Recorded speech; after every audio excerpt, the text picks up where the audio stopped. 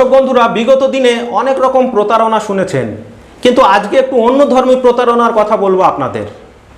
Railway general ticket, আপনারা তো general ticket নিয়ে যাতায়াত করেন, কিন্তু সেই জেনারেল টিকিট নিয়েও এখন প্রতারণা হচ্ছে। আপনারা শুনলে অবাক হবেন।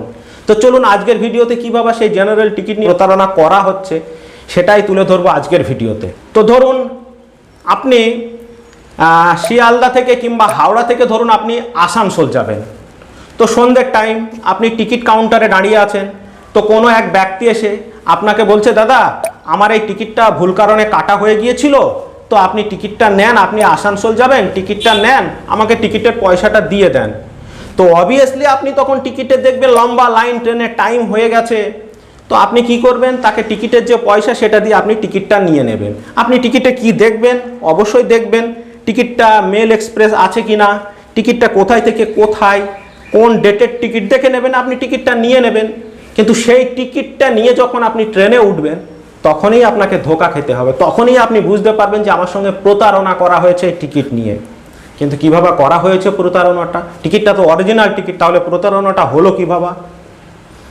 ধরুন যে প্রতারক সে সকালবেলাতে হাওড়া থেকে কোনো টিকিট নিয়ে আসানসোল গেছে সকালবেলাতে, সে বিকেলবেলায় কি দুপুরবেলায় আবার আসানসোল থেকে সেই টিকিট ফিরে এসছে সেই টিকিট নিয়েই, সেই টিকিটটা তো তার কাছে আছে, ফিরে এসছে। তো বিকেলবেলাতে আপনি যখন লাইনে দাঁড়িয়ে আছেন তখন তেনাকে আপনাকে টিকিটটা দিয়ে দিচ্ছে।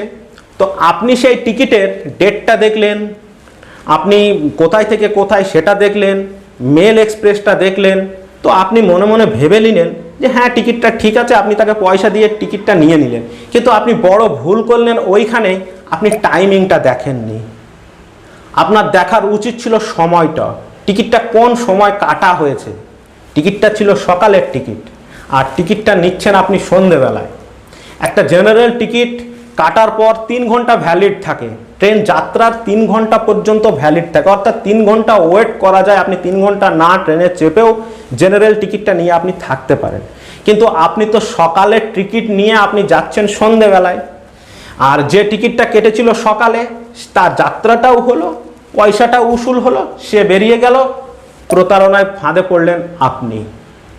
তাই আজকের ভিডিওটি করার উদ্দেশ্য আমার যে আপনারা যখন এইরকম কোনো ব্যক্তি আপনাকে টিকিট দিতে আসবে, কেন আপনি তার সঙ্গে টিকিট নেবেন? আপনি অবশ্যই কাউন্টার থেকে টিকিট নেবেন। কখনোই কাউকে বিশ্বাস করবেন না, কারণ এই জগৎটা একটু অন্য জগৎ। যাকেই বিশ্বাস করবেন সেই আপনাকে ধোঁকা দেওয়ার চেষ্টা করবে। তাই আপনারা সাবধানে থাকবেন, এবং ট্রেন জার্নি নিয়ে আরও নিত্য নতুন ভিডিও আমার চ্যানেলে আসবে। তাই অতি অবশ্যই আপনারা চ্যানেলটিকে সাবস্ক্রাইব করে রাখবেন। সাবস্ক্রাইব করলে সবার ফার্স্ট আপনারা ভিডিওটা দেখতে পাবেন। তাই সাবস্ক্রাইব করাটা জরুরি। আর পারলে ভিডিওগুলো তো আপনারা শেয়ার করেন আর করবেন ভবিষ্যতে, এই আশা আপনাদের কাছে রাখতেই পারি। তো যাই হোক, আপনারা সুস্থ থাকবেন ও ভালো থাকবেন।